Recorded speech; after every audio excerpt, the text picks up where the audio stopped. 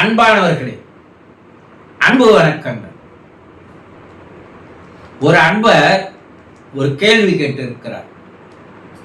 குருஜி, இறந்தவர் அவருடைய ஆன்மா உடனடியாக மேல் உலகம் சென்று விடுமா என்று ஒரு கேள்வி கேட்டிருக்கிறார்.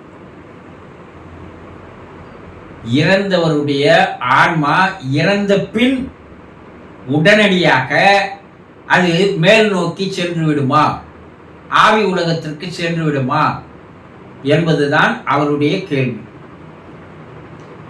எந்த மனிதர்களுடைய ஆன்மாவும் இறப்புக்கு பின் உடனடியாக மேல் உலகம் செல்லாது, ஆவி உலகத்திற்கு செல்லாது, சிவலோகத்திற்கு போகாது, யமலோகத்திற்கு போகாது. அப்போ அந்த ஆன்மா ஒருவர் ஒரு வீட்டில் இறந்தார் என்றால் அவருடைய ஆன்மா அந்த வீட்டிலேயே சில நாட்கள் தங்கி இருந்து வாழும். ஒரு 16 நாள் அந்த வீட்டிலேயே இருக்கிறது என்பதை வேத காலம் முதற்கொண்டு இக்கால ஆவி உலக ஆராய்ச்சி வரை கண்டுபிடித்து கூறியிருக்கின்ற உண்மை. இதை பல பேர் நம்புறது இல்லை. ஆனா நம்பாலும் 16வது நாள் காரியத்தை செய்வோம். எங்க அப்பா இறந்துட்டாரு, அவர் இறந்துட்டாரு, முடிஞ்சிச்சு, அவர் ஆன்மாவாவது வீட்டில் இருக்கிறதாவது. அப்ப ஏன் 14வது நாள் 16வது நாள் காரியத்தை ஏன் செய்யணும்? விட்டுற வேண்டியது தானே. ஊராரெல்லாம் சொல்றாங்க, சொந்தக்கார் சொல்றாங்க, அதனால நான் செய்யறேன் அப்படின்னு சொல்பவர்கள் இருப்பார்கள். என்னன்னா, மரணத்திற்கு அப்பால் நடைபெறுகின்ற நிகழ்வுகளை தெரிந்து கொள்ளாதவர்கள், அதை பற்றி படிக்காதவர்கள், அதை அனுபவசாலிகளிடம் கேட்டு தெரிந்து கொள்ளாதவர்கள் தான் இது போல பேசுவாங்க. இது ஒரு விதமான எதிர்மறையான ஒரு நம்பிக்கை. நம்ம வேத காலத்துல வாழ்ந்த ரிஷிகள், முனிவர்கள், சித்தர்கள், யோகிகள் எல்லாம் முட்டாள்கள் அல்ல. அவர்கள் வாழ்க்கையினுடைய தத்துவத்தை, வாழ்க்கையினுடைய உண்மை நிலையை தெரிந்து கொண்டவர்கள்.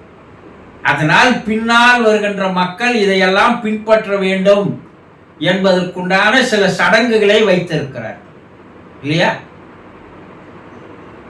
இறந்தவருடைய ஆன்மா உடனடியா போயிடுமா? அப்ப அந்த வீட்டுல வாழ்ந்தவர்களுக்கு அவர்களுக்கு இருந்த உறவு அவ்வளவுதானா? நம்ம நாயை வளர்த்தாலே அது நம்மை விட்டு போகாது. ஏன்னா அது நன்றி விசுவாசம்னு ஒண்ணு இருக்கு. அதுக்கு எந்த ஜீவராசி நீங்க வளர்த்தீங்கன்னாலும் அது எத்துமே 1 கிலோமீட்டர் 2 கிலோமீட்டர் தூரத்துல விட்டீங்கன்னா மறுபடியும் உங்க வீட்டை தேடி அது வந்துடும். விலங்கினங்களுக்கே எவ்வளவு அன்பு நன்றி இருக்கும்போது, மனிதர்களாக வாழ்ந்தவர்கள், உங்களோடு உறவாடியவர்கள், உங்கள் மீது அன்பு காட்டியவர்கள், பாசம் காட்டியவர்கள், நேசம் வைத்தவர்கள், அக்கறை கொண்டவர்கள், அரவணைத்தவர்கள் உடனடியா போயிடுமா? கொஞ்ச நாள் யோசனை செய்து பாருங்க. அத்தனை ஆண்டு கால வாழ்ந்த வாழ்க்கையை உடனே ஒரு நிமிடத்தில் முடித்து கொண்டு போவதற்கு அந்த ஆன்மாவால் முடியாது. அது ஒரு 14 16 நாட்களுக்கு அந்த வீட்டில் தான் அது வாசம் செய்கிறது. இப்ப இந்த சில ஒரு 100 வருடங்களாக நாளாக அந்த 16வது நாள் காரியம் என்பது இப்போ ஒரு 40-50 வருடங்கள் வச்சுக்கலாம். அதை சரியான முறையில் செய்யாத காரணத்தினால், ஏன்னா செய்யறதுக்கு உண்டான ஆட்கள் இல்லை.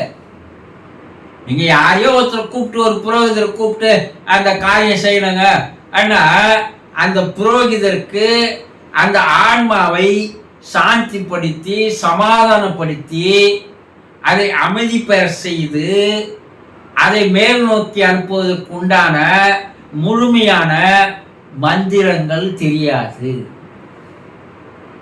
ஏதோ கடமையேன்னு நம்ம செய்கிறோம், அவர் ஏதோ பணத்துக்காக செய்கிறாரு. அப்போ அந்த ஆன்மா அதை ஏற்றுக்கொள்ளுமா? கொஞ்சம் யோசனை செய்து பாருங்க. இப்ப 3 மாதம் 6 மாதம் கூட வீட்டில் இருக்கின்ற ஆன்மாக்கள் உண்டு என்று ஆராய்ச்சிகளில் கண்டுபிடிக்கப்பட்டிருக்கிறது. காரணம் என்னன்னா, அந்த ஆன்மா சாந்தி ஆகல, அந்த ஆன்மாவுக்கு அமைதி கிடைக்கல, சமாதானம் ஆகல. ஏன்னா உங்களை விட்டு பிரிஞ்சு போற அளவுக்கு அதற்கு மனப்பக்குவமோ மன வலிமையோ மன தெளிவோ இல்லை. எப்போ அதற்கு நாம் இத்தனை ஆண்டு காலம் தான் இவங்களோட வாழணும், இந்த உறவு நமக்கு இது வரைக்கும் தான், இதுக்கு மேல நமக்கு வேற ஒரு பிறப்பு உண்டு, வேற ஒரு வாழ்க்கை உண்டு, அதனால நாம் இங்கேயே இருக்க முடியாது என்று அந்த மனம் எப்போது அது சமாதானம் அடைகிறதோ அப்போதுதான் அது மேல் நோக்கி போகும். அந்த மன சமாதானம் அடைகிற வரை, அதற்கு மனம் அமைதி கிடைக்கிற வரை, அதற்கு மன தெளிவு கிடைக்கிற வரை அந்த ஆன்மா உங்கள் வீட்டில் தான் இருக்குமே தவிர வெளியே போகாது, மேல் உலகம் செல்லாது. அதுக்கு தான் நம்ம முன்னோர்கள் ஆன்ம சாந்தி அடைந்தால்தான் அது மேல் நோக்கி சென்று அடுத்த பிறப்பை எடுப்பதற்கு அது போகும் என்று சொல்வார்கள். மரணத்திற்கு பின் வருகின்ற வாழ்க்கை பல அற்புதங்களையும் அதிசயங்களையும் வினோதங்களையும் விசித்திரங்களையும் அடங்கியதாக இருக்குது. நம்ம அதை பற்றி தெரிஞ்சுக்கிறது இல்லை. நம்ம ஏன் பிறந்தோம்னே நமக்கு தெரியல, ஏன் இறந்து போக போகிறோம்னு தெரியல, இறப்புக்கு அப்பால என்ன இருக்குதுன்னு தெரியல. மரணத்திற்கு அப்பால் மற்றொரு வாழ்க்கை ஒவ்வொரு மனிதர்களுக்கும் உண்டு என்பதை ரிஷிகள் முனிவர்கள் எல்லாம் தெளிவாக எடுத்து கூறியிருக்கிறார்கள். கருட புராணத்துல வருது, கடோப உபநிடத்துல வருது. இதெல்லாம் எப்போது எழுதிய புத்தகங்கள். பல பல ஆயிரம் ஆண்டுகளுக்கு முன்னாடியே இதை ஆராய்ச்சி பண்ணி தெளிவாக சொல்லிட்டு போயிருக்கிறாங்க. நம்ம அதையெல்லாம் படிப்பதில்லை, தெரிந்து கொள்வதில்லை, தெரிந்தவர்களிடம் கேட்பதில்லை, அதில் ஆர்வம் காட்டுவதில்லை, அக்கறை இருப்பதில்லை. இந்த புலன்கள் வாழ்க்கையே வாழ்க்கைன்னு நம்ம ஓடின்னு இருக்கிறோம். நம்ம வாழ்க்கையை அதையெல்லாம் தெரிந்து கொண்டால் இப்போ வாழ்கிற வாழ்க்கையை உங்களால் மாற்றி அமைத்துக் கொள்ள முடியும்.